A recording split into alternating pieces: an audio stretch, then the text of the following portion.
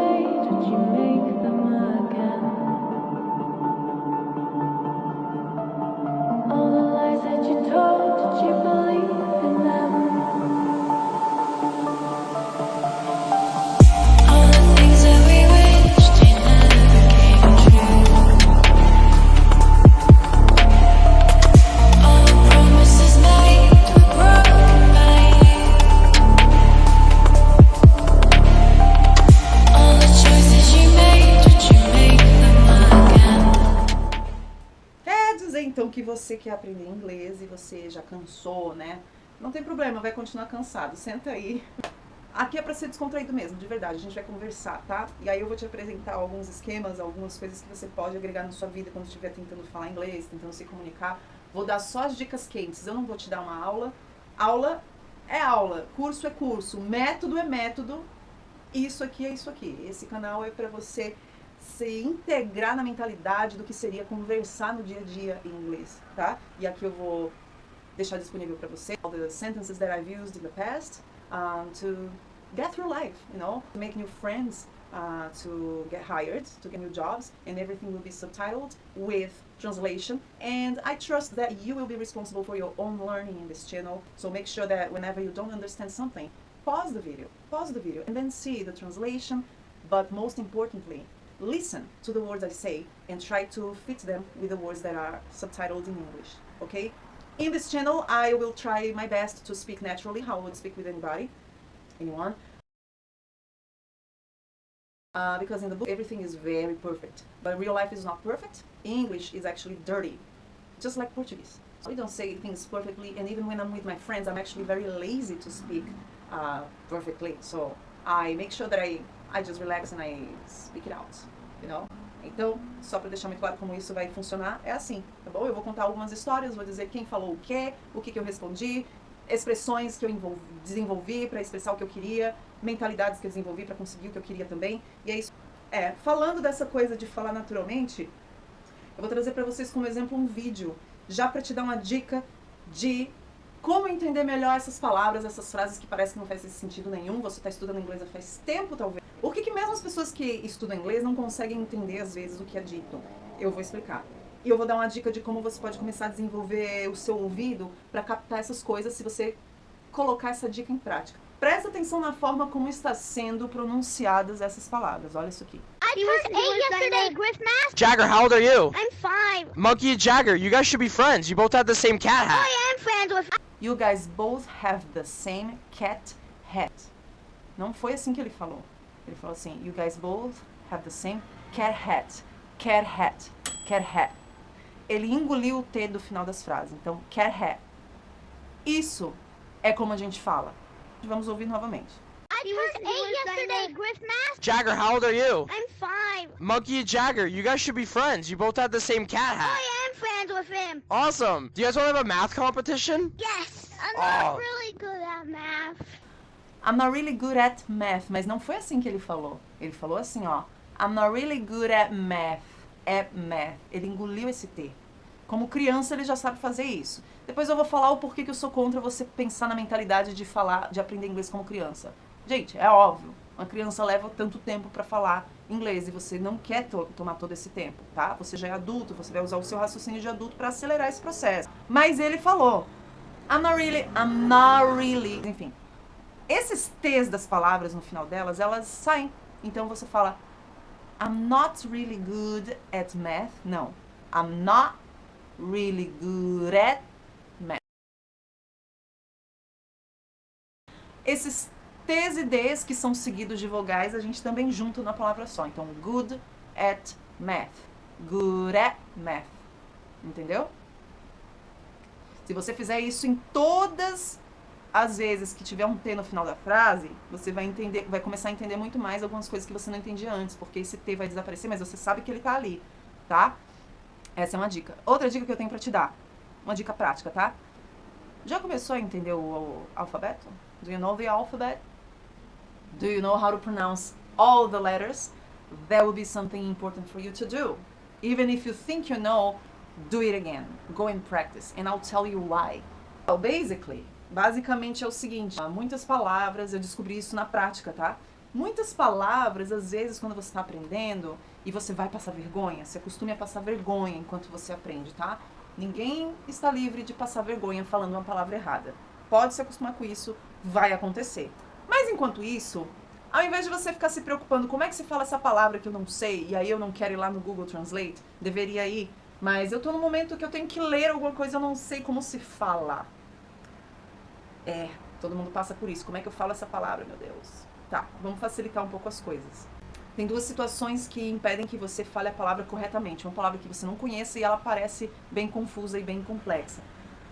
A primeira é pronúncia, a pronúncia das vogais e das consoantes, que você ainda não sabe como colocar elas juntas, né? Você ainda não praticou isso com bastante frequência. E a segunda é a tônica, qual é a sílaba tônica. Isso faz toda a diferença também.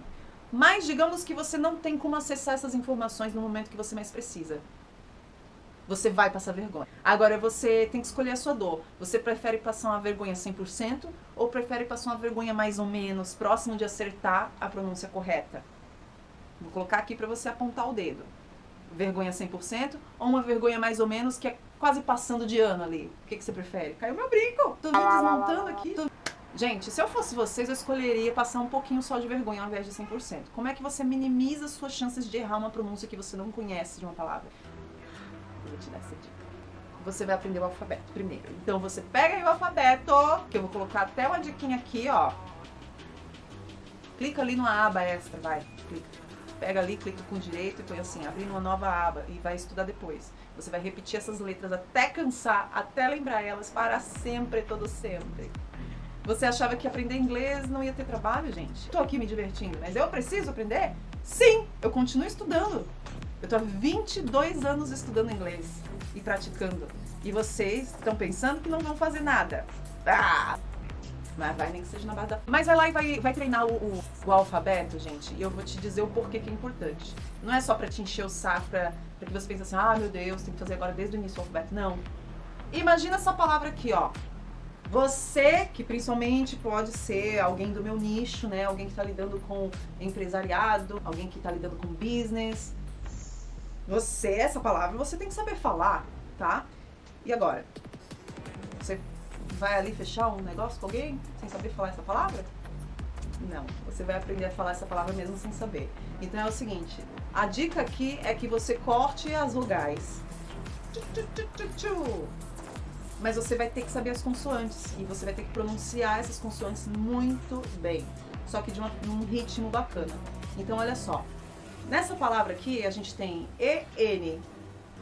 Eu não vou soletrar nada, isso não é meu trabalho, mas você vai tirar todos esses E's aí, tá? E você vai lembrar como é que se pronuncia essas letrinhas, isso num processo muito rápido. Se você souber o alfabeto já, né, na ponta da língua, você não vai tomar esse tempo todo. Mas nós temos a letra N, T, R. P-R-N-R, shape. Então você vai pronunciar somente essas consoantes assim, ó. Entrepreneurship. Vou repetir. Entrepreneurship. Entrepreneurship. Mas se você não soubesse como falar, você teria acertado. Se você falasse só as consoantes. Entrepreneurship. Repita. Passa aí de novo, mas você tem que falar em inglês. Entrepreneurship. Letra por letra, certinho, tá? Então, você só vai saber fazer isso se você treinar o teu alfabeto, tá? É a dica do malandro. É uma dica do malandro mesmo. Vai funcionar sempre? Não, mas uns 50% você vai acertar. Se você errar, pelo menos a pessoa sabe que é porque você é um estrangeiro que tá ali, né? Mas é melhor falar isso do que falar coisa totalmente nada a ver, porque daí, no caso, nós como brasileiros, as vogais, elas têm muita mais força.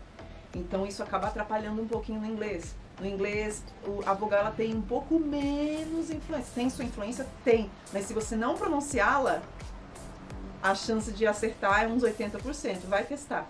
Eu quero que venha aqui alguém me desafiar nisso daí, que eu vou testar. Não é 100%, mas uma boa parte você acerta, tá? Então fica a dica do malandro, isso daí ninguém vai explicar pra você em outro lugar.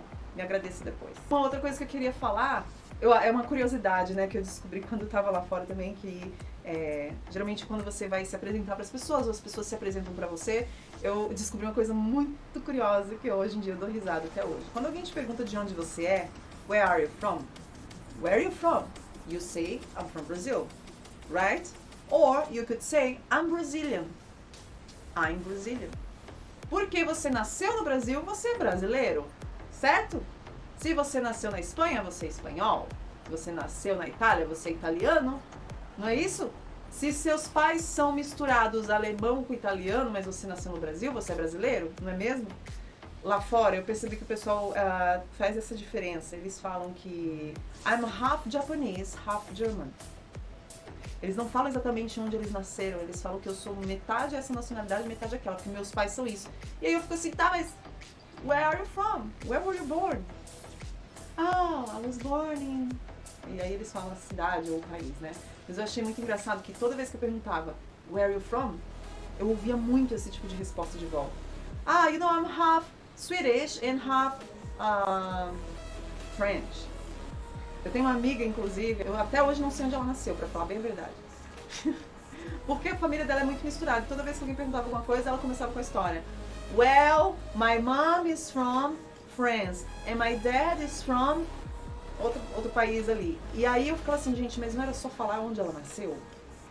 E eu achava isso muito, muito engraçado e curioso. E foi quando eu comecei a perceber que todo mundo fazia isso. Então é muito curioso para os estrangeiros, inclusive, a nossa mistura. É um pouco diferente para eles entenderem que um país pode ser assim tão miscigenado, com tantas cores diferentes. Nossa, mas você é brasileiro? Mas você é tão loiro, você é tão de olho azul, tão clarinho. Para eles isso é confuso, né? Porque eles têm essa mentalidade assim, bem compartimentalizada das nacionalidades ainda. O outro lugar que talvez seja um pouco próximo disso, mas não é tanto, talvez seja a África do Sul, se eu não estiver enganado, né? Eu tive um namorado da África do Sul que ele me contou um pouco como é que é lá, mas é bem ainda segregado, sabe? Eu acho que não existe diversidade como no Brasil. É o país das cores, é onde todo mundo tá aqui, o mundo inteiro tá aqui. Tem nacionalidade de todo mundo aqui, no nosso povo, né? É um DNA bem diversificado, por isso que é um povo tão lindo e adorado lá fora. Falei, é verdade. Aí é verdade. Enfim, queria contar essas curiosidades e aí, na próxima vez, eu vou trazer mais histórias. Dá um like. Se quiser se inscrever para continuar sem perder nossas histórias, fica à vontade. Na próxima, talvez eu traga um petisco.